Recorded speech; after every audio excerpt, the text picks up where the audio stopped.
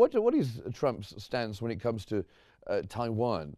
And might this lead to some difficulties with China? Taiwan matter is quite interesting and very complicated. And America, since years, I mean, from different governorate or, different presidential, either from Democrat or from the other side, they're trying to keep that in progress. I think Mr. Trump, he knows exactly, and that's very sensitive matter, and he would like to avoid any kind of war while he is in power. So I think he will do as much as he can with China to keep the relation in balance. There is no doubt America is supporting dramatically Taiwan, but from the other side, he doesn't want to make any kind of aggressive actions with China. So I think he will be keen interest to keep things going as much as he can.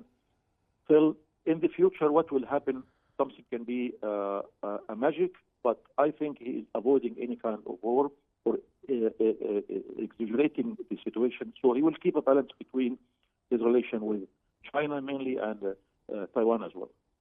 And Dr. Al-Khatib, one of the big worries for many people in countries around the world, like his first term, is Trump's feelings towards NATO. Could you foresee a possible recalibration of NATO's role under Trump's leadership in his second term? I think that positions of Trump are almost always misrepresented. He is not an isolationist. The man is definitely not an isolationist. He understands American standing, American power, and he's not an internationalist. He says he's America first, he's an American nationalist, and American people are electing a leader for the United States, not a leader for other countries. And he should be out for the interests of the country, and probably in a rude fashion and blatant fashion, the way he does it. It aggravates others. As to NATO, he sees the point of NATO, but the way he dealt with it, and I've been in this country since '92, and since '92, the talk was NATO is important as a connection between the U.S. and Europe. This relationship is very important, and this institution, NATO is an institution that's a linkage between the U.S. and its European allies. Because the talk after the Cold War ended, what's the point of having NATO if there is no Soviet Union? And some people said it's important to have this institution that's a linkage between the US and its European allies, and very important allies, which is good. But the issue has always been that these European countries do not spend the money that they're supposed to spend on defense. They don't. They just don't.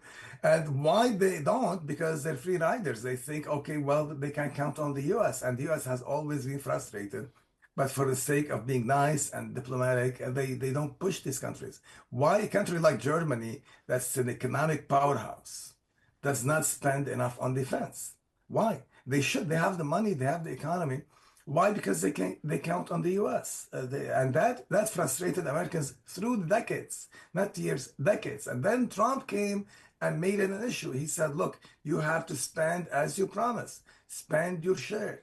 And that aggravated them because they're not used to that language. They're not used to somebody speaking to them in that fashion. And then somebody irritated him by saying that, well, if you don't spend, are you going to defend us? Which is rude, actually, trying to antagonize them. And then he joked, or he said, insensitive, said, he'll encourage Russia to attack them or something of that nature. But the idea is they have to pay. These people are members of a club, and they have committed to spending the money, and they need to spend the money. NATO is important. I don't think he wants to end NATO. It's exaggerated what he said. He said, spend the money. And I think they have moved now toward actually meeting the goal of spending 2%, at least 2% of their economy on defense. Well, some good points made there, Dr. Al-Khatib, on NATO for sure. We'll just stay there with you both of you gentlemen, because we're going to come back in just a few moments and continue our conversation. But first, we're going to watch a report on these ongoing developments. President Trump's first-term policies have reshaped global alliances, diminishing U.S. influence and altering Europe's strategic outlook.